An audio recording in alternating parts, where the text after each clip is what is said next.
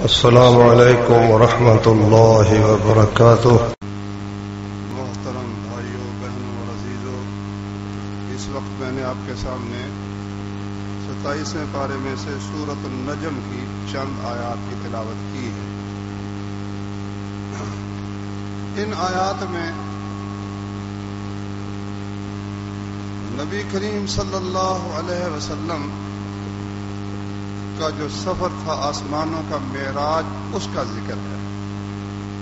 سفر کا پہلا حصہ جو بیت اللہ شریف سے لے کر بیت المقدس تک تھا، وہ 15ویں پارے کے شروع میں ہے، وہ ہم نے پچھلے جمعے پڑھا ہے اور سنا ہے۔ اس سورہ نجم میں جو آسمانوں پر رسول اللہ صلی اللہ علیہ وسلم نے دیکھا، اس معراج میں سے چند باتوں کا ذکر ہے۔ باقی باتیں حدیث سے معلوم ہوتی ہیں، رسول اللہ صلی اللہ علیہ وسلم نے بیان فرمائی۔ تو میں قرآن مجید اس لیے پکڑ لیا کہ آیات زیادہ ہیں تو ترجمے میں کوئی چیز رہ نہ جائے۔ اللہ تعالیٰ فرماتے ہیں، قسم ہے ستارے کی جب غروب ہوتا ہے، نہ بھولا ہے تمہارا ساتھی اور نہ بھٹکا ہے، اور وہ خواہش سے نہیں بولتا، نہیں ہے وہ مگر وحی ہے جو اس کی طرف کی جاتی ہے۔ مختصر سا اس کا مطلب سمجھ لیں کہ جس طرح ستارہ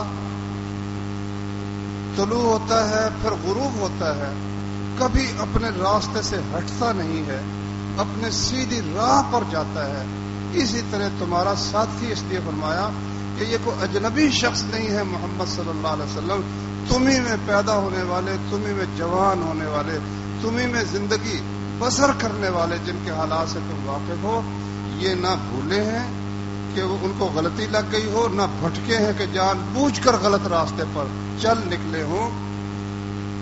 انہیں تو ان ہوا الا ما ينطق عن الهوى، جس طرح ستارہ سیدھے راستے پر چلتا ہے، اس طرح یہ نبی بھی اللہ کے بتائے ہوئے سیدھے راستے پر چلنے والا ہے، اور یہ اپنی خواہش سے نہیں بولتا، وحی ہوتی ہے اس کی طرف تو اس کے مطابق وہ بات کرتا ہے۔ علمہ شدید القوی، اسے سکھایا ایک بہت قوتوں والے فرشتے نے، ذو مرۃ، جو بہت طاقت والا ہے، فاستویٰ، پس وہ بلند ہوا، وہ ہوا بالافق الاعلی، جبکہ وہ مشرقی کنارے پر تھا، آسمان کے مشرقی کنارے پر تھا۔ ثم دنا، پھر وہ قریب ہو گیا، فتدلی، پھر اتر آیا، فکان قاب قوسین، 2 کمانوں کے قریب رہ گیا، او ادنا، یا اس سے بھی قریب، فاوحى الى عبده ما اوحى، اس نے وحی کی اس کے بندے کی طرف جو وحی کی، ما کذب الفؤاد ما رأى، دل نے غلط نہیں بیان کیا جو اس نے دیکھا تھا۔ افتمارونہ علی ما یرا، کیا تم اس سے جھگڑا کرتے ہو اس چیز کے بارے میں جو وہ دیکھتا ہے۔ وَلَقَدْ رَآهُ نَزْلَةً أُخْرَى، اس نے تو اسے ایک اور دفعہ بھی اترتے ہوئے دیکھا ہے۔ عند سدرۃ المنتہی، اس بیری کے پاس جہاں جا کر انتہا ہو جاتی ہے نیچے کی ہر چیز کی، اس سے اوپر نہیں جاتی، تو اس کے پاس ایک اور مرتبہ بھی اس نے دیکھا ہے۔ عندہا جنت المأوی، اس کے پاس، اس سدرۃ المنتہا کے پاس جنت المأوی ہے۔ اذ یغشی السدرۃ ما یغشی، جبکہ ڈھانپ رہا تھا اس بیری کو جو کچھ ڈھانپ رہا تھا۔ ما زاغ البصر وما طغی، نہ نگاہ ٹیڑھی ہوئی نہ حد سے گزری۔ لقد رأى من آیات ربہ الکبریٰ، یقیناً اس نے اپنے رب کی نشانیوں میں سے بہت بڑی نشانی کو دیکھا۔ تو ان آیات میں جو بات ہے وہ انشاءاللہ آئے گی سفر معراج کے دوران بیان کے اندر۔ تو نبی صلی اللہ علیہ وسلم نے بیان فرمایا کہ بیت المقدس کے سفر کے بعد پھر مجھے آسمان کی طرف لے جایا گیا۔ میرے ساتھ جبریل علیہ الصلوۃ والسلام تھے، تو جب پہلے آسمان پر پہنچے تو جبریل علیہ الصلوۃ والسلام نے دروازہ کھٹکھٹایا. پوچھا گیا کون ہے؟ کہا جبریل ہوں. آپ کے ساتھ میرے ساتھ محمد صلی اللہ علیہ وسلم. ان کی طرف پیغام بھیجا گیا ہے؟ ہاں ان کی طرف پیغام بھیجا گیا ہے. تو دروازہ کھول دیا گیا. کہتے ہیں آپ فرماتے ہیں ہم پہلے آسمان پر چڑھے تو وہاں ایک بزرگ تھے. تو میں نے سلام کہا. انہوں نے کہا مرحبا بالنبی الصالح والابن الصالح. خوش آمدید، صالح بیٹا ہے اور صالح نبی ہے. میں نے پوچھا یہ کون ہے؟ تو جبریل علیہ الصلوۃ والسلام نے فرمایا یہ آپ کے باپ آدم علیہ الصلوۃ والسلام. تو دیکھا کہ ان کے پاس نا دائیں طرف بڑی خلقت ہے اور بائیں طرف بھی بڑی خلقت ہے. جب وہ دائیں طرف دیکھتے ہیں تو وہ ہنس پڑتے ہیں، جب بائیں طرف دیکھتے ہیں تو رونے لگ جاتے ہیں. میں نے جبریل سے پوچھا کہ یہ کیا مسئلہ ہے؟ انہوں نے کہا یہ دائیں طرف والے ان کے جو نیک اولاد ہے، صالح بیٹے ہیں، ان کی روحیں ہیں، اور بائیں طرف جو برے ہیں ان کی روحیں ہیں. جب نیک روحوں کو دیکھتے ہیں تو خوش ہو جاتے ہیں، جب بروں کو دیکھتے ہیں تو پھر رونے لگ جاتے ہیں. یہ رسول اللہ صلی اللہ علیہ وسلم کو اللہ تعالیٰ نے مشاہدہ کروایا. اللہ اکبر. پھر فرمایا آپ نے فرمایا کہ ہر آسمان کا دروازہ الگ ہے. ایک آسمان میں جو ہوتا ہے دوسرے آسمان والوں کو اس کی خبر نہیں ہوتی.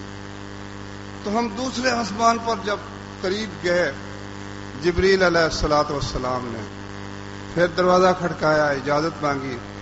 اسی طرح پوچھا گیا کون ہے؟ کہا جبریل ہوں. آپ کے ساتھ میرے ساتھ محمد صلی اللہ علیہ وسلم. ان کی طرف پیغام بھیجا گیا ہے؟ ہاں ان کی طرف پیغام بھیجا گیا ہے. تو دروازہ کھول دیا.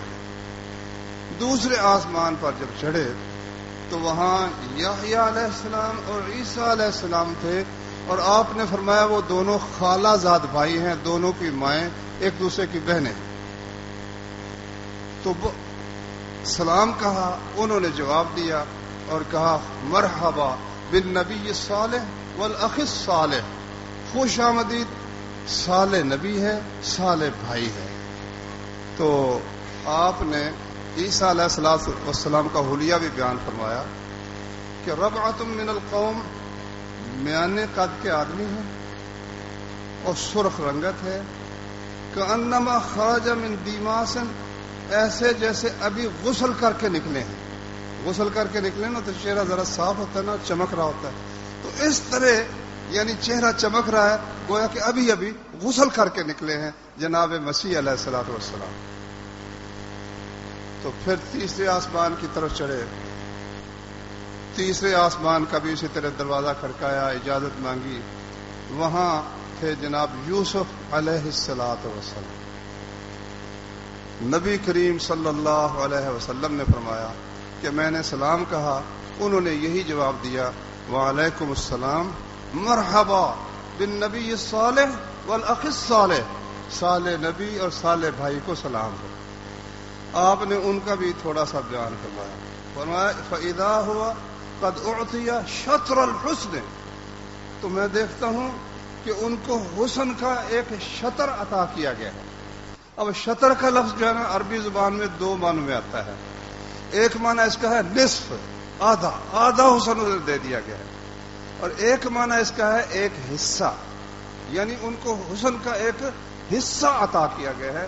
یہ بھی کوئی تھوڑی بات نہیں کہ ہم کہیں کہ ضرور نصف ہی ترجمہ کرنا ہے. ایک حصہ گراں قدر یعنی قابل ذکر حصہ کہ دیکھنے سے پتہ چلے کہ اس شخص کو عام لوگوں سے کوئی الگ نعمت حسن کی عطا ہوئی ہے. تو یوسف علیہ الصلوۃ والسلام کا حسن وہ مصر کی عورتوں نے بھی دیکھا تھا. ہمارے نبی کریم صلی اللہ علیہ وسلم نے بھی ان سے ملاقات کی اور سلام بھی ہوا اور کلام بھی ہوا اور آپ نے ان کو دیکھا. پھر آپ چوتھے آسمان کی طرف چڑھے. چوتھے آسمان پر بھی اسی طرح اجازت طلب کی، سارا اسی طرح تعارف کا سلسلہ ہوا. پھر جب اوپر چڑھے تو وہاں ادریس علیہ السلام سے ملاقات ہوئی، ان کو سلام کہا، انہوں نے یہی جواب دیا، مرحبا بالنبی الصالح والاخ الصالح، خوش آمدید، صالح نبی ہے، صالح بھائی ہے۔ پھر 5ویں آسمان کی طرف چڑھے، وہاں بھی اسی طرح تعارف کے بعد دروازہ کھولا گیا تو وہاں جناب ہارون علیہ السلام کی ملاقات ہوئی، تو ان کو بھی سلام کہا، انہوں نے وعلیکم السلام کہہ کر یہی الفاظ کہے، خوش آمدید کے الفاظ بھی کہے۔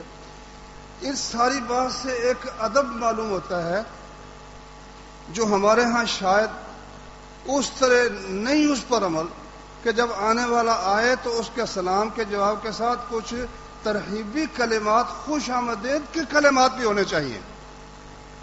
اس پر میرا خیال ہمارے ہاں کو خاص عمل نہیں، پہلے ہوتا تھا جی آیانو یا خوش آمدید یا مرحبا، عربوں میں ابھی تک کچھ یہ چیز پائی جاتی ہے کہ جب کوئی آتا ہے سلام کہتا ہے تو وعلیکم السلام کہہ کر کچھ کلمات اپنی خوشی کے اظہار کے لیے کہ اہلا و سہلا و مرحبا ایسے الفاظ استعمال کیے جاتے ہیں، اور یہ انبیاء کرام کی سنت ہے، جیسا کہ اور انبیاء کرام کی سنت جب رسول اللہ صلی اللہ علیہ وسلم نے ہمیں بتائی تو ہمارے نبی کی بھی سنت ہو گئی، ہمارے نبی کی بھی سنت ہے۔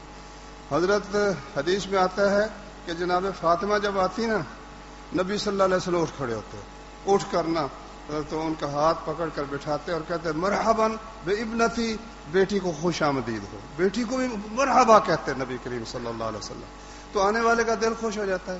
تو دل خوش کرنا بڑی بات ہے، واللہ 2 لفظوں سے اگر کسی کا دل خوش ہو جائے تو مفت کا ثواب ہے۔ کھلے، اللہ کے رسول نے فرمایا کہ تو اگر کھلے چہرے سے کسی ساتھی کو مل لے، اس سے صدقے کا ثواب ہو جاتا ہے، مفت کا ثواب ہے۔ ایک یہ ہے کہ ملاقات ہو تو تیوری چڑھی ہوئی ہے۔ اللہ تبارک و تعالی ہمیں بھی یہ جو ادب انبیاء کرام نے استعمال کیا، ہمیں بھی اس پر عمل کرنے کی توفیق عطا فرمائے۔ تو 5ویں آسمان پر ہارون علیہ السلام سے ملاقات ہوئی، سلام کہا، جواب دیا اور کہا مرحبا بالنبی الصالح والاخ الصالح، نیک نبی اور صالح بھائی کو خوش آمدید ہو۔ پھر 6 آسمان کی طرف چڑھے، وہاں بھی اجازت مانگی، تعارف ہوا، پھر دروازہ کھولا گیا، وہاں جب چڑھے تو وہاں جناب موسیٰ علیہ السلام تھے۔ اللہ اکبر، ان کا حلیہ بھی بیان کیا رسول اللہ صلی اللہ علیہ وسلم نے، فرمایا مضطربن کا معنی عربی زبان میں ہلکا پھلکا، پتلے لمبے قد کے، گویا کہ ازد شنوع قبیلے کے آدمی ہیں۔ ازد شنوع نبی کریم صلی اللہ علیہ وسلم کے زمانے کا ایک قبیلہ تھا جن کے قد بڑے بڑے لمبے تھے، تو انہیں بھی سلام کہا، انہوں نے بھی یہی جواب دیا مرحبا بالنبی الصالح والابن الصالح والاخ الصالح، نیک صالح نبی اور صالح بھائی کو سلام ہو، مرحبا ہو، خوش آمدید ہو۔ کہتے میں جب آگے نکلنے لگا نا تو پیچھے سے موسیٰ علیہ السلام رونے لگ گئے، تو پوچھا گیا بھی کیوں روتے ہیں؟ کہا اس لیے روتے ہیں کہ یدخل من امت ھذا الغلام، یہ لڑکا، پہلے نبیوں کی عمریں تو بڑی ہوتی تھی نا، نبی صلی اللہ علیہ وسلم کی تو کل عمر 63 برس ہوئی، تو کوئی زیادہ عمر نہیں تھی۔ کہا اس لڑکے کی، اس نوجوان کی امت میں سے جنت میں جانے والے میری امت سے زیادہ لوگ ہوں گے، اس پر مجھے رونا ہے۔ اب اس کو اب یوں بھی کہہ سکتے ہیں کہ ان کو ہماری امت پر نعوذ باللہ حسد آیا، نہیں، یہ غلط ہے۔ اپنی کمی محسوس ہوئی کہ میری امت میں سے اتنے لوگ کیوں نہیں گئے۔ دلیل اس کی کیا ہے؟ اگر حسد ہوتا تو پھر کبھی ایسا نہیں ہوتا تھا کہ موسیٰ علیہ السلام بار بار ہمارے نبی کو واپس بھیجیں، جاؤ جا کر کو اتنی نمازیں نہیں پڑھ سکیں گے، جاؤ جا کر تخفیف کا سوال کرو، کم کرنے کا سوال کرو، ہم پر تو بڑا احسان ہے موسیٰ علیہ السلام کا، بھائیو بہت بڑا احسان ہے۔ تو یہ اس سے معلوم ہوا کہ انسان کو اس بات کا احساس ہونا چاہیے کہ میرے ساتھی ایمان پر قائم رہنے والے، عمل صالح پر قائم رہنے والے جتنے ہونے چاہیے اتنے نہیں ہیں۔ یہ صرف رسول موسیٰ علیہ السلام کا حال نہیں، ہمارے نبی کا بھی یہی حال تھا۔ قرآن میں اللہ کہتا ہے لعلک باخع نفسک الا یکونوا مؤمنین، اے نبی اتنا غم بھی کیا ہوا کہ آپ تو معلوم ہوتا ہے کہ اگر یہ لوگ سارے مسلمان ہوئے تو آپ اپنے آپ کو غم سے ہلاک ہی کر لیں گے کہ سارے لوگ مسلمان کیوں نہیں ہو جاتے۔ یہ ہے وہ احساس جس کی وجہ سے موسیٰ علیہ الصلوۃ والسلام رونے لگ گئے۔ تو نبی صلی اللہ علیہ وسلم نے پوچھا تو آپ کو بتایا گیا کہ وہ یہ کہتے ہیں کہ اس نوجوان کی امت کے لوگ میری امت سے زیادہ جنت میں جائیں گے۔ پھر 7ویں آسمان کی طرف چڑھے، اسی طرح سے تعارف ہوا۔ تعارف کے بعد جب اوپر چلے گئے تو وہاں تھے جناب ابراہیم علیہ الصلوۃ والسلام۔ سلام کہا، انہوں نے جواب دیا اور کہا مرحبا بالنبی صالح والابن الصالح، کیونکہ آپ ان کی اولاد سے ہیں نا، تو انہوں نے کہا نیک نبی اور صالح بیٹے کو خوش آمدید ہو۔ تو وہاں پھر آپ کو سدرۃ المنتہا دکھائی گئی۔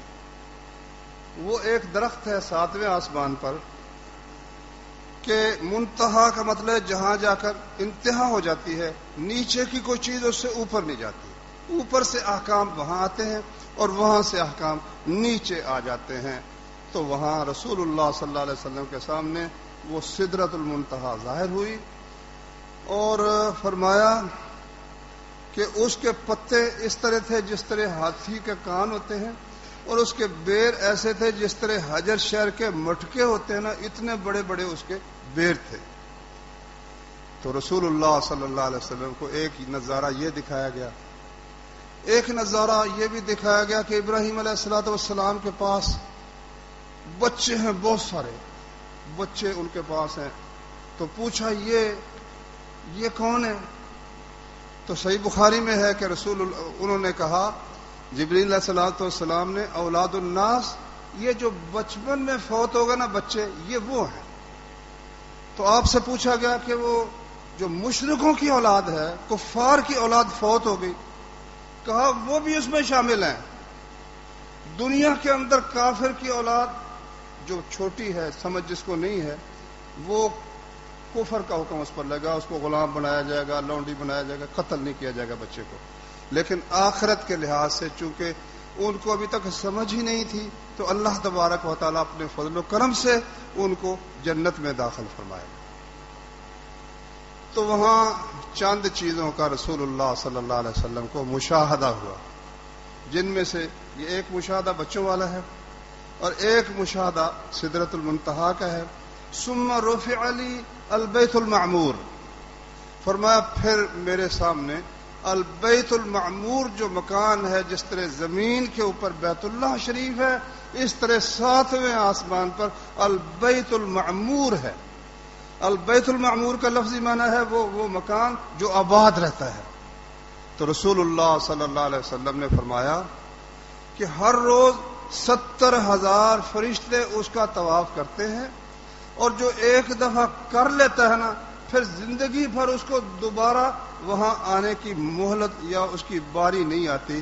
اتنی کثرت ہے اللہ تعالیٰ کی مخلوق، اور فرشتے اتنے کثیر ہیں کہ بس زندگی میں ایک دفعہ فرشتوں کو بیت المعمور کے طواف کی نوبت آتی ہے۔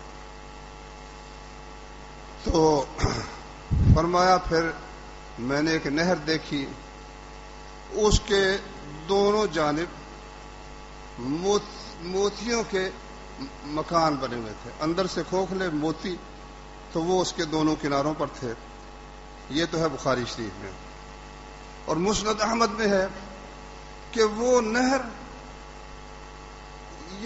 یعنی اس کے کوئی کھودی ہوئی جگہ نہیں تھی، زمین کے اوپر ہی وہ چل رہی تھی، زمین کے اوپر۔ تو اللہ کے حکم سے اس کا پانی نہ دائیں بکھرتا ہے نہ بائیں بکھرتا ہے۔ جنت کی نہریں اس طرح ہیں یہ نہیں کہ اس کے مڈیر ہوں، ادھر سے بھی پانی روکا جا رہا ہے، ادھر سے بھی پانی روکا جا رہا ہے، نہیں، اللہ کے حکم سے وہ زمین پر بغیر کسی کھدی ہوئی جگہ کے جنت کی نہریں، جن کا سورہ محمد صلی اللہ علیہ وسلم میں ذکر ہے کہ وہاں نہریں ہیں صاف پانی کی بھی اور شہد کی بھی اور دودھ جس کا ذائقہ خراب نہیں ہوتا، اور اس شراب کی جو پینے والوں کے لیے لذیذ تو ہے مگر اس میں عقل نہیں جاتی، یہ نہریں۔ اور مومن جب جہاں چاہے گا نا وہ اشارہ کرے گا تو وہ نہر اس کے ساتھ اس کے جو نالی ہے اس کے گھر کی طرف جانی شروع ہو جائے گی۔ یہ تو جنت کی عام نہر ہیں۔ اور وہ خاص نہر جب دیکھی تو میں نے پوچھا جبریل علیہ الصلوۃ والسلام سے کہ یہ کیا ہے؟ انہوں نے فرمایا یہ کوثر ہے جو اللہ نے آپ کو عطا کی ہے، یہ ہے انا اعطیناک الکوثر فصل لربک وانحر ان شانئک هو الابتر۔ اس نہر آپ نے فرمایا میں نے اس میں ہاتھ ڈالا تو اس کی مٹی وہ مشک اذفر تھی، کستوری کی طرح مہکتی تھی، اور اس کے جو روڑ کنکر تھے نا وہ موتیوں کے تھے، موتیوں کی طرح وہ چمکتے تھے، خوبصورت تھے۔ وہ نہر اللہ تعالیٰ نے مجھے اس کی زیارت کروائی۔ وہیں پر رسول اللہ صلی اللہ علیہ وسلم کو پھر دوبارہ ایک دفعہ تو بیت المقدس میں بھی وہ پیش کیے گئے تھے 3 پیالے 3 برتن، یہاں پھر پیش کیے گئے۔ معلوم ہوتا ہے وہ تھی مہمان نوازی تھی زمین پر، یہ مہمان نوازی ہے آسمان پر۔ 3 پیالے پیش کیے گئے، ایک دودھ کا، ایک شہد کا اور ایک شراب کا۔ تو آپ نے فرمایا میں نے وہ جو دودھ کا پیالہ تھا وہ لے کر پی لیا۔ تو جبریل علیہ الصلوۃ والسلام نے فرمایا ہدیت للفطرۃ، آپ کو اللہ کی طرف سے فطرت کی طرف رہنمائی کی گئی ہے، اور اگر آپ کبھی شراب پی لیتے لغوت امتوں کا تو آپ کی امت گمراہ ہو جاتی۔ تو اللہ نے ہمارے نبی صلی اللہ علیہ وسلم کو، وہ جس طرح میں نے آتے پڑھی ہے نا کہ جس طرح ستارہ سیدھی راہ پہ جاتا ہے نا، اللہ نے ہمارے نبی کو بھی سیدھی راہ پہ رکھا، اور آپ کی امت بھی اگر آپ کے نقش قدم پر چلتی رہے گی نا کبھی غلط نہیں ہوگی۔ لیکن جو ہی آپ کا راستہ چھوڑے گی، فلاں پیر صاحب، فلاں حضرت صاحب، فلاں شیخ صاحب، فلاں عالم صاحب، فلاں امام صاحب، پھر وہ سیدھے والی بات نہیں رہ جائے گی۔ وہاں آپ نے سدرۃ المنتہا کے نیچے اس کی جڑ کے قریب 4 دریا دیکھے، انہار۔ نہر کا لفظ عربی زبان میں نہر پر بھی آتا ہے، دریا پر بھی آتا ہے۔ 2 تو وہ اندر کی طرف جا رہے چھپے ہوئے تھے اور 2 باہر تھے۔ پوچھا یہ کیا ہے؟ کہا یہ جو 2 ظاہر ہیں یہ تو نیل اور فرات ہیں، اور جو چھپے ہوئے ہیں یہ جنت کی نہریں ہیں۔ اب اس کا مطلب کیا سمجھا جائے کہ یہ جو نیل دنیا کا سب سے لمبا دریا ہے، دریائے نیل، تو معلوم ہوا کہ بعض اہل علم تو یہ فرمایا کہ دنیا کی جو نعمتیں ہیں نا اصل ان کا بھی جنت سے ہی ہے۔ اور ہمارے مولانا جنہوں نے الرحیق المختوم لکھی ہے، صفی الرحمان، انہوں نے ایک اور نقطہ لکھا، اللہ بہتر جانے۔ وہ کہتے ہیں اس کا مطلب یہ ہے، اشارہ اس طرف تھا کہ اسلام نیل اور فرات کے یہ جو علاقے ہیں ان میں پھیل جائے گا۔ انہوں نے یہ ایک تشریح کر دی، اپنی اپنی تشریح ہے۔ بہرحال رسول اللہ صلی اللہ علیہ وسلم نے یہ فرمایا کہ وہ 2 دریا تو نیل اور فرات ہیں، اور 2 دریا وہ جنت کی نہریں ہیں۔ وہاں مالک کو دیکھا جو خازن ہے، جہنم کا دربان ہے، اس کو بھی رسول اللہ صلی اللہ علیہ وسلم نے دیکھا۔ فرماتے ہیں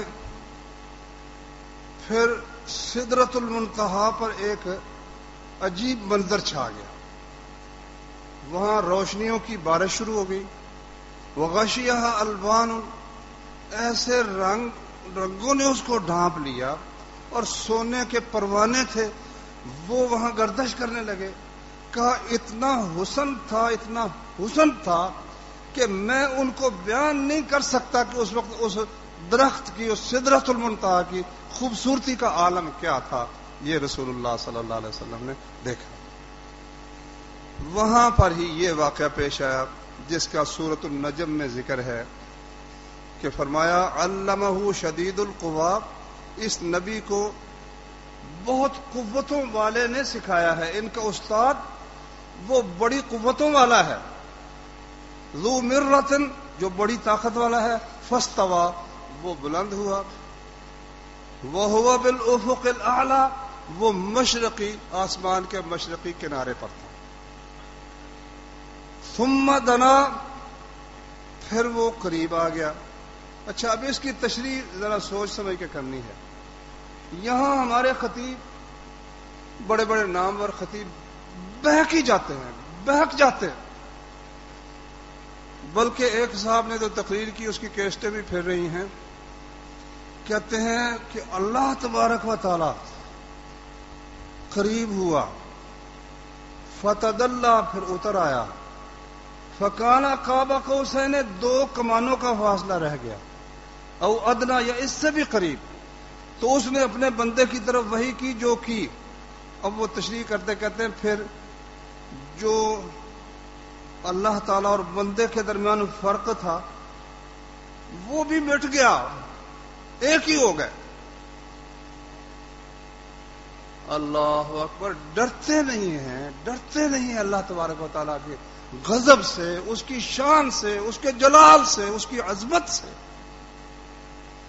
کہ جو بیان ہو رہا ہے آپ اس پر غور تو کریں کہ علمہ شدید القوا، یہ سورہ اذا الشمس کورت میں ہے، اس میں الفاظ ہیں انہ لقول رسول کریم، یہ ایک معزز فرشتے نے اپنے نبی صلی اللہ علیہ وسلم کو وحی کی ہے، ذی قوت جو بڑی قوت والا ہے، عند ذی العرش مکین عرش والے کے نزدیک بڑے مرتبے والا ہے۔ وہ کون ہے؟ جبریل علیہ الصلوۃ والسلام۔ تو وہاں سدرۃ المنتہا کے پاس ثم دنا جبریل علیہ الصلوۃ والسلام کی زیارت ہوئی، اس کا ذکر ابھی بعد میں آ رہا ہے۔ یہ جو ذکر ہے نا یہ زمین پر ہے، صحیح بخاری میں ہے کہ وہ فرشتہ جو میں نے غار حرا میں دیکھا تھا نا، ایک دن میں نکلا تو وہ فرشتہ میں نے دیکھا کہ قد سد الافق، کرسی پر بیٹھا ہے اور افق کو زمین سے آسمان تک، دائیں سے بائیں طرف تک پورا کا پورا وہ اس فرشتے سے بھرا ہوا ہے۔ وہ اپنی اصل صورت میں 600 پر تھے جناب جبریل علیہ الصلوۃ والسلام کے ایک دفعہ، کیونکہ وہ فرشتے کو اس کی اس حالت میں دیکھنا جو اس کی اصل حالت ہے، یہ انسان ضعیف البنیان کمزور انسان کی طاقت پہ نہیں ہے، تو اس لیے 2 مرتبہ رسول اللہ صلی اللہ علیہ وسلم کو اصل حالت میں جبریل علیہ الصلوۃ والسلام کی زیارت ہوئی۔ تو ایک یہ واقعہ ہے، وہ فرشتہ اترا، قریب ہوا، پھر اترا، 2 کمانوں کے قریب رہ گیا، اور اس نے اللہ کے بندے کی طرف جو وحی کرنی تھی وحی کی۔ ما کذب الفؤاد ما رأى، دل نے جو کچھ دیکھا اس نے جھوٹ نہیں کہا، اس نے سچ کہا۔ افتمارونہ علی ما یرا، جو کچھ نبی دیکھتا ہے بیان کرتا ہے کہ میں نے فرشتے کو اس کی اصل حالت پر دیکھا، تم اس سے جھگڑا کرتے ہو۔ وَلَقَدْ رَآهُ نَزْلَةً أُخْرَى، نبی نے تو اس کو ایک اور مرتبہ بھی اترتے ہوئے دیکھا ہے۔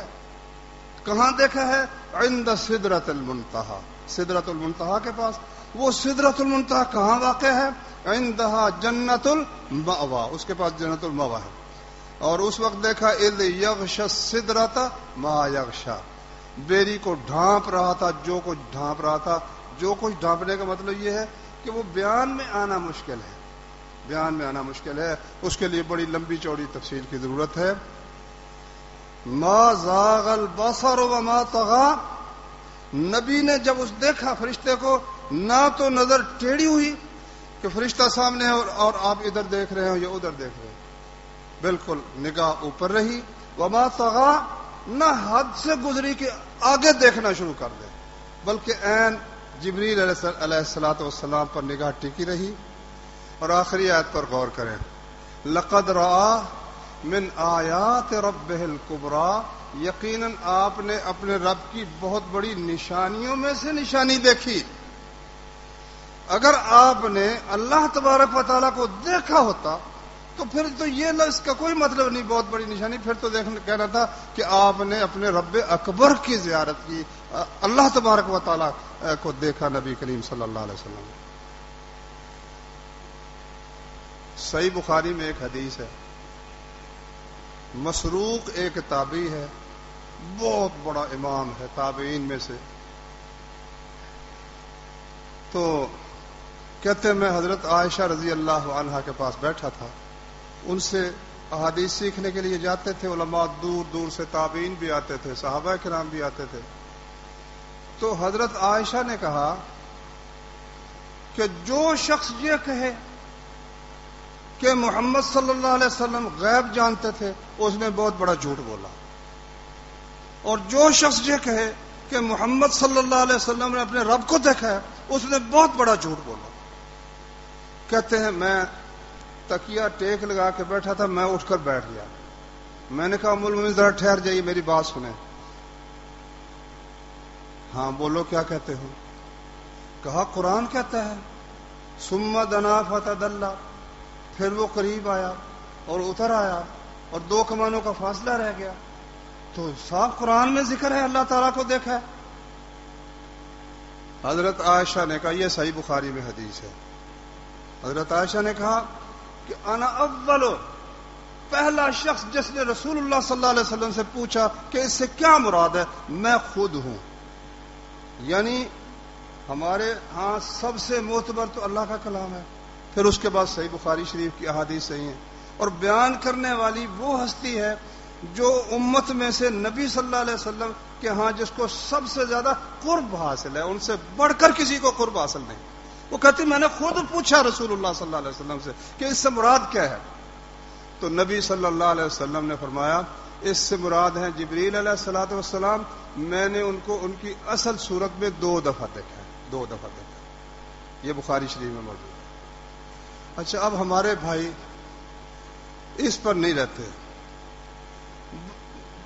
یہاں تک بھی ہو کہ اللہ تعالیٰ اتر سکتا ہے، کوئی مشکل نہیں، اللہ کے لیے اترنا کوئی مشکل نہیں، لیکن اللہ کہتا ہے لا تدرکہ الابصار، آنکھیں اس کی حقیقت کو نہیں پا سکتی، قیامت کے دن ہوگا دیدار، تو ناممکن نہیں ہے، ہو سکتا ہے لیکن ثابت تو ہونا چاہیے نا۔ وہ بھی زیادہ سے زیادہ یہ ہوگا کہ اللہ تبارک و تعالیٰ اتر آئے، حالانکہ جبریل علیہ السلام اترے، اس پر نہیں رہتے، کہتے پھر عرش پر چڑھ گئے، بلکہ جب سدرۃ المنتہا سے آگے جانے لگے تو جبریل پیچھے رہ گئے،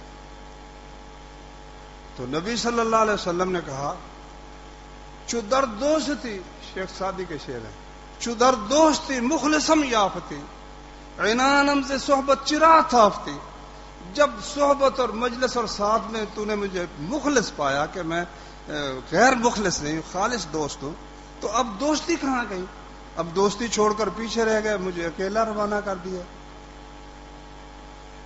بگفتہ انہوں نے کہا کہ مجھے آگے پرواز کی طاقت مجھ میں نہیں رہی، یہ جبریل علیہ الصلوۃ والسلام نے کہا جو بیان کرتے ہیں کہ مجھے اڑنے کی طاقت نہیں رہی، میرے پروں میں قوت ہی نہیں کہ میں اس سے آگے جا سکوں، اگر یک سرے منہ برتر پرم فروغ تجلی بے سوزت پرم، اگر میں ایک بال کے برابر بھی اس سے اوپر جاؤں نا تو اللہ کی تجلی میرے سارے پروں کو جلا کر رکھ دے گی، اس لیے میں اس سے اوپر نہیں جا سکتا۔ یہ سارا ہی جھوٹ ہے، نہ قرآن میں ہے نہ رسول اللہ صلی اللہ علیہ وسلم کی حدیث میں ہے، کہیں نہیں ہے، سب قصہ کوئی ہے۔ اچھا اب اس سے آگے اگلی سنو، جب اوپر جانے لگے تو جوتا اتارنے لگے، آواز آئی پیارے میرے حبیب جوتوں سمیت ہی آ جا، تو پھر نبی صلی اللہ علیہ وسلم جوتوں سمیت ہی عرش پر چلے گئے۔ واللہ العظیم بہت بڑا جھوٹ ہے۔ قرآن میں اللہ سورہ بنی اسرائیل میں فرماتا ہے قل لو کان معه آلہۃ کما یقولون اذا لابتغوا الی ذی العرش سبیلا، اگر اللہ کے ساتھ کوئی اور معبود بھی ہوتا تو وہ عرش پر جانے کا راستہ ڈھونڈتے، عرش پر صرف ایک ہستی ہے، کوئی دوسری ہستی وہاں جا سکتی نہیں ہے، اللہ تعالیٰ نے قرآن میں فرمایا۔ لو کان معه آلہۃ، اگر اور بھی کوئی حاجت روا، کوئی مشکل کشا اس کائنات کے ملک کے اندر کسی کا دخل ہوتا، تو اللہ تعالیٰ فرماتے ہیں اذا لبتغوا الی ذی العرش سبیلا، وہ عرش والے کی طرف اوپر جانے کی کوشش کرتے کہ اللہ تعالیٰ کو ہٹا کر وہ بھی وہاں قائم ہو جائے۔ یہ بھائیوں غلط بیانی ہے، بالکل سارا ہی جھوٹ ہے۔ اور ہماری مسجدوں میں صبح صبح ہی سپیکر کھول کر ہن ساری دنیا سو گئی ہے، عرشاں اتے آ جا چپ کر کے، سوچتے نہیں ہیں کیا کیا رہے ہیں۔ اللہ تبارک و تعالی، اللہ اللہ ہے، بندہ بندہ ہے، جتنی بھی شان ہو جائے بندہ خدا نہیں ہو سکتا۔ رب تعالی رب ہے، بندہ بندہ ہے۔ تو بہرحال وہاں پھر سدرۃ المنتہا سے فرمایا، میں ایک جگہ تھی اونچی، وہاں چڑھا، وہاں میں نے قلموں کی آواز سنی، تو آپ کو وہاں 3 چیزیں عطا کی گئی۔ ایک تو آپ کو 50 نمازوں کا حکم ہوا، 50 نمازوں کا حکم ہوا، اور ایک سورۃ البقرہ کی جو آخری آیتیں ہیں نا، آمن الرسول، یہ وہاں بلا کر آپ کو وحی کی گئی۔ بڑی شان والی یہ آیتیں بڑی شان رکھتی ہیں۔ آمن الرسول بما انزل الیہ من ربہ، یہ آیات بڑی شان والی ہیں، یہ وہاں معراج کے موقع پر آپ کے اوپر نازل ہوئی۔ اور تیسرا، یہ بھی صحیح مسلم میں ہے کہ میری امت کا جو بندہ شرک نہیں نہ کرے گا، اللہ تعالیٰ نے اس کے بڑے بڑے گناہ معاف کر دیے۔ شرک نہ کرے تو بڑے بڑے گناہ اللہ تعالیٰ اس کے معاف فرما دے۔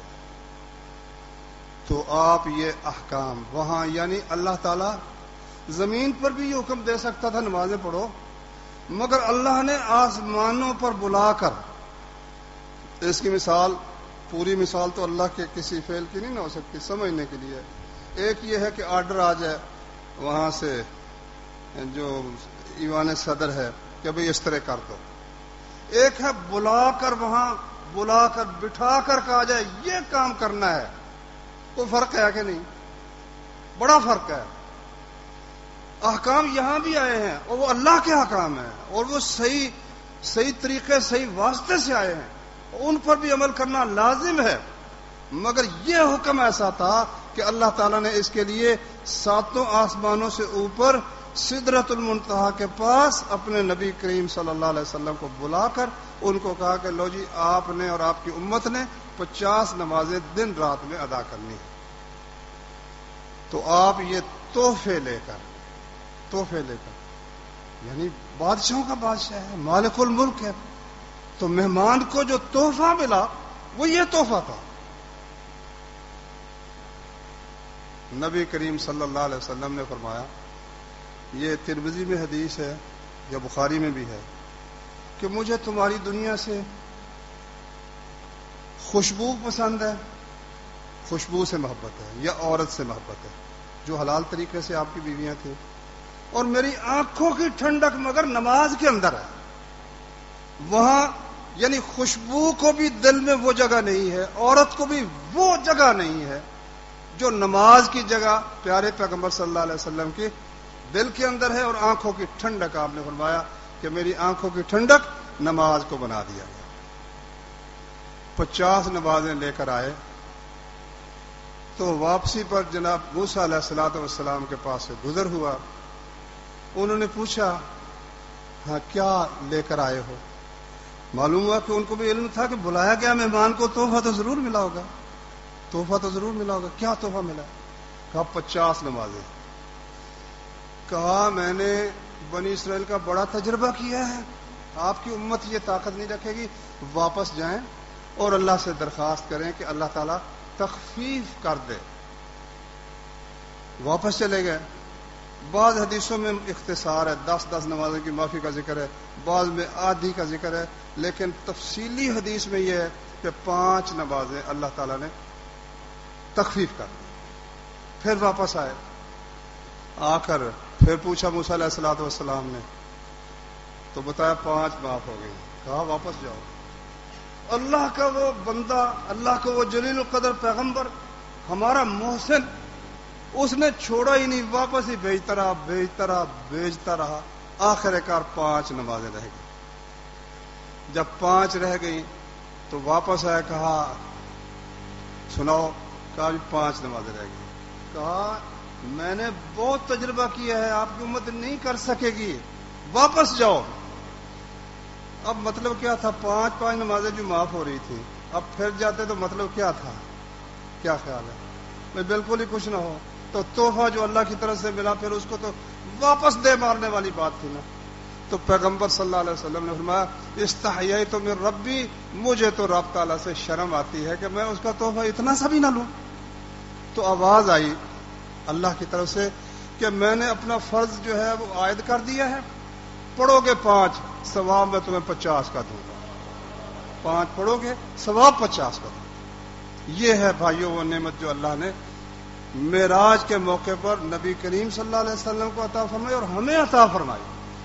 اس کو تحفہ سمجھ کر پڑھا کرو, بوجھ سمجھ کر نہ پڑھا کرو. اللہ تعالی ہمیں معراج کے واقعے کے فوائد سے فائدہ اٹھانے کی توفیق عطا فرمائے اور عمل کرنے کی توفیق. سوالات ہیں, جان بوجھ کر ایک فرضی روزہ چھوڑنے کا کیا گناہ ہے اور اس کا کفارہ کیا ہے؟ جان بوجھ کر جو شخص فرض روزہ چھوڑ دے اس نے سمجھو وہ اسلام کو چھوڑ دیا, اب اس کا کوئی کفارہ نہیں. یہ گناہ سوائے توبہ کے اور اللہ سے معافی مانگنے کے یہ ختم نہیں ہو سکتا. اس لیے اس کو چاہیے کہ آئندہ روزے رکھنے شروع کر دے اور اس گناہ سے اللہ تعالیٰ سے استغفار کرے, معافی مانگے. سونا تو مرد کو حرام ہے, کیا ہیرا بھی مرد کے لیے حرام ہے؟ ہم اس چیز کو حرام کہہ سکتے ہیں. نبی صلی اللہ علیہ وسلم نے فرمایا کہ اللہ تعالیٰ نے کچھ چیزوں کو حرام کہا ہے وہ حرام ہے, کچھ چیزوں کو حلال کہا ہے وہ حلال ہے, کچھ چیزوں سے اللہ تعالیٰ نے خاموشی اختیار کی ہے, حالانکہ اللہ تعالیٰ کو علم ہر چیز کا تھا. اس کے باوجود کئی چیزوں پر اللہ نے خاموشی اختیار کی ہے, وہ ہمارے لیے معافی ہے اور جائز ہیں. تو اللہ تعالیٰ نے سونے کو مرد کے لیے حرام کیا, ہیرے کو بھی اگر حرام ہوتا تو اللہ تعالیٰ کہہ سکتا تھا, لیکن جب اللہ نے ہیرے کو حرام نہیں کہا تو وہ جائز ہے, اس میں کوئی حرج نہیں, وہ انگوٹھی میں بھی پہن سکتا ہے. اکثر لوگ کہتے ہیں داڑھی سنت ہے, فرض تو نہیں. کہتے ہیں کوئی دلیل دیں قرآن و حدیث سے, وضاحت فرمائیں کہ داڑھی فرض ہے. یہ جو ہے نا فرض اور سنت کا یہ جو چکر ہے, یہ بھی بعض لوگوں نے بعض اعمال سے جان چھڑانے کے لیے بنایا ہے. اس لیے دیکھنا تو یہ ہے کہ نبی صلی اللہ علیہ وسلم کا حکم کیا ہے. جب آپ کا حکم آ جاتا ہے تو پھر وہ فرض ہو جاتا ہے. دلیل اس کی یہ ہے کہ نبی کریم صلی اللہ علیہ وسلم نے فرمایا اگر یہ بات نہ ہوتی کہ میں اپنی امت کو مشقت میں ڈالوں گا تو میں انہیں ہر نماز کے ساتھ مسواک کا حکم دے دیتا. جب حکم نہیں دیا تو اب وہ ثواب ہے, اجر ہے, سنت ہے, مستحب ہے, لیکن فرض نہیں. اگر نہ کرے تو گناہ کوئی نہیں. داڑھی کا تو حکم دیا ہے نبی صلی اللہ علیہ وسلم نے, صحیح بخاری میں حدیث ہے, فرمایا اعف اللحى واحف الشوارب, داڑھیوں کو بڑھنے دو, معاف کر دو, اور مونچھوں کو کترو. اور یہ بھی فرمایا ارخ اللحى, داڑھیوں کو لٹکنے دو, ان کو کٹھا نہ کرو. یہ بھی فرمایا اوف اللحى, داڑھیوں کو پورا رکھو. اب اتنے الفاظ, ایک میں وفر اللحى, داڑھیوں کو وافر کرو. اب اس کا معنی یہ تو نہیں اس طرح سے مولنا شروع کر دو. اور فرض کس طرح ہوتا ہے جب نبی صلی اللہ علیہ وسلم نے اس کا حکم دیا, اور ساتھ یہ بھی فرمایا کہ مجوسیوں کی مخالفت کرو, یہودیوں کی مخالفت کرو اور داڑھیوں کو بڑھاؤ. تو اس لیے یہ بالکل اللہ کا حکم ہے اور فرض ہے. اکثر اوقات مسجدوں میں بزرگ صاحبان کرسی صف کے درمیان میں رکھ کر نماز پڑھتے ہیں, کیا اس سے صف میں خرابی تو نہیں آتی؟ وضاحت فرما دیں. اگر وہ کرسی صف کے آخر میں رکھ لیں تو کیا زیادہ بہتر ہے؟ ہاں بھائی, صف کے آخر میں ایک طرف رکھ لیں تو اس لحاظ سے تو بہتر ہے نا کہ ان کے پیچھے والوں کو خطیب کو دیکھنے میں کسی قسم کی الجھن لوگوں کو نہیں ہوگی. تو بہرحال بعض اوقات لوگ اپنے بیٹے یا بیٹی کے رشتے کرواتے وقت بہت سی باتوں پر پردہ ڈالتے ہیں، جس کی وجہ سے بعد میں بہت سے مسائل بنتے ہیں. ایسے لوگوں کے لیے قرآن و حدیث کا کیا حکم ہے؟ لوگ بہت پریشان ہیں. اس کا حل ایک تو یہ ہے کہ رشتہ داروں میں شادیاں کی جائیں.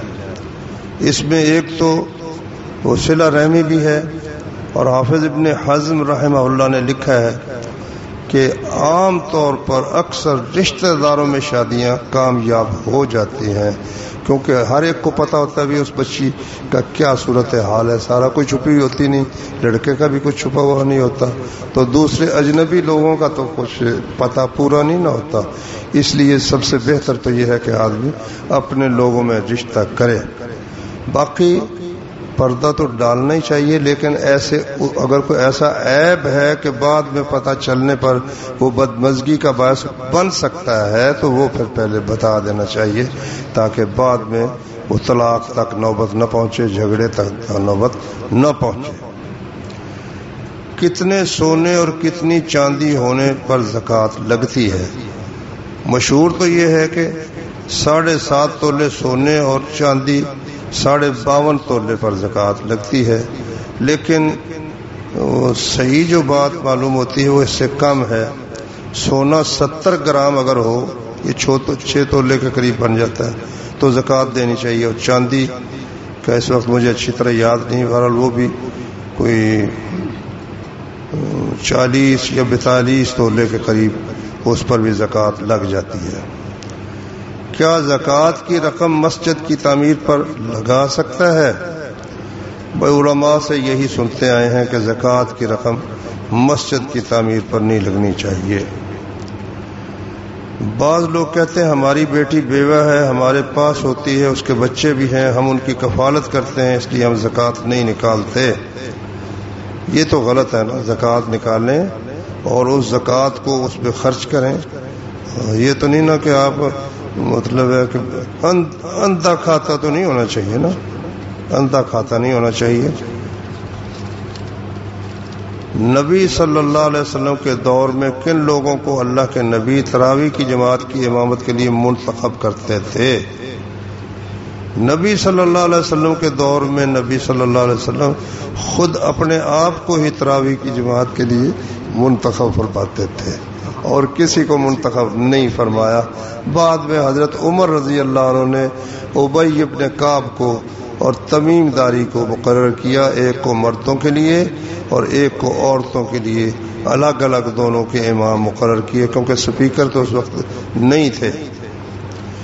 جھوٹ بول کر سودا فروخت کرنے والے کے بارے میں کیا حکم ہے، یا جھوٹی قسم کھا کر؟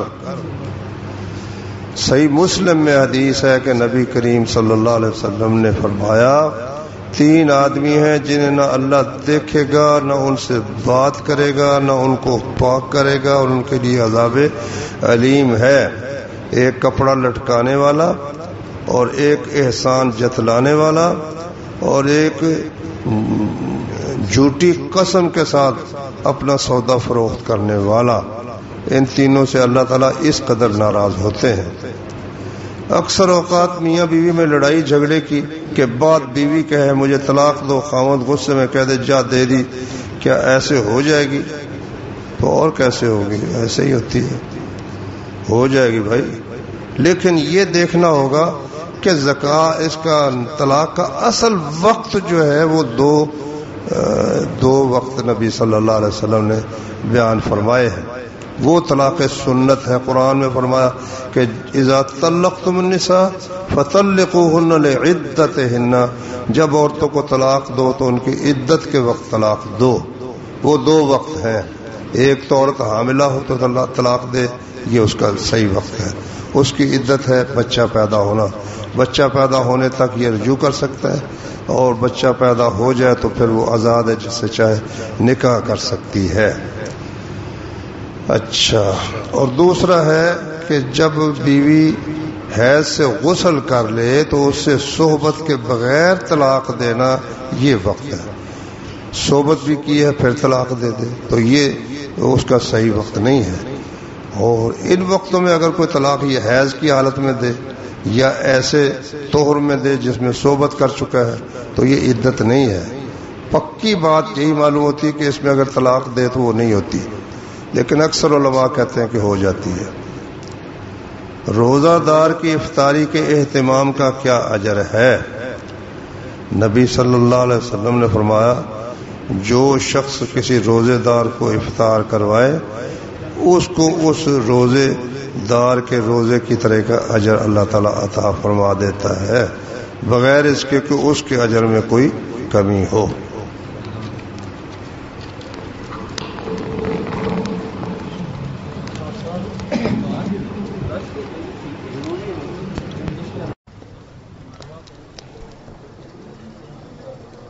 سبحانك اللهم وبحمدك أشهد أن لا إله إلا أنت أستغفرك وأتوب إليك.